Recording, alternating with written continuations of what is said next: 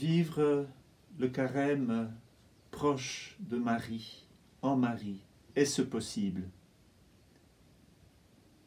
À la fin du carême, le vendredi saint, le Seigneur dira « Voici ta mère ». Eh bien, n'attendons pas la fin du carême pour prendre Marie chez nous.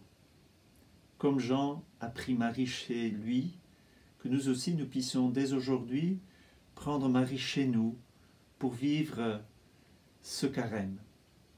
3 attitudes importantes marquent la vie de Marie.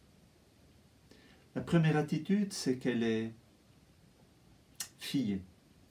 Souvenons-nous, Adam et Ève ont péché,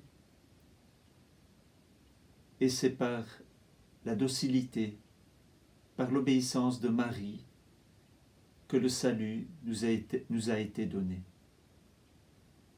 Voici la servante du Seigneur, qu'il me soit fait selon ta parole. Une deuxième attitude de Marie qui est si importante pour vivre ce carême, c'est qu'elle est mère. Souvenons-nous les paroles à Cana. Ils n'ont plus de vin.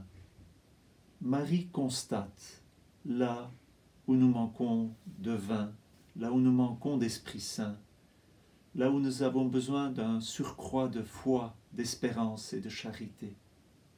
Elle sera là et elle va nous renvoyer vers Jésus à chaque moment. Faites tout ce qu'il vous dira. Voilà une deuxième attitude de Marie. Une troisième attitude de Marie qui peut nous aider et nous éclairer, c'est qu'elle est épouse. Souvenez-vous des paroles du psaume 41. Comme une biche languit après l'eau vive, ainsi languit mon âme vers toi, mon Dieu. Oui, Marie vit proche de Jésus, dans un profond désir, dans une profonde soif. Puissions-nous aussi vivre ce temps comme un temps de grâce, un temps favorable, un temps de conversion plein d'amour.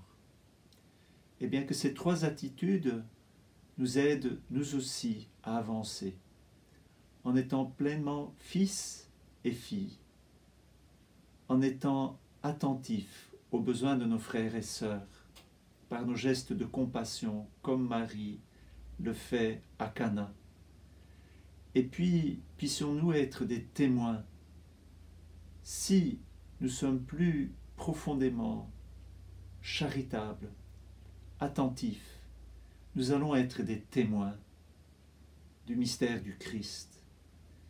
Puissions-nous, pendant ce carême, être proches de Marie, vivre ce temps en Marie pour être proche de Jésus, en Jésus, être pleinement adopté comme fils de Dieu, fille de Dieu, et être les témoins du Christ dans le monde, pour nos frères et sœurs qui ont besoin de ce témoignage.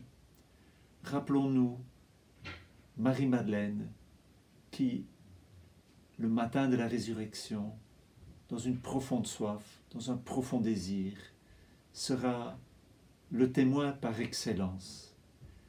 Elle qui a vécu proche de Jésus, qui a connu la miséricorde de Jésus, et bien qu'elle aussi soit à nos côtés pendant ce temps du carême pour vivre une profonde miséricorde. Rappelons-nous que c'est cela, le jeûne qui plaît à Dieu. Bon carême.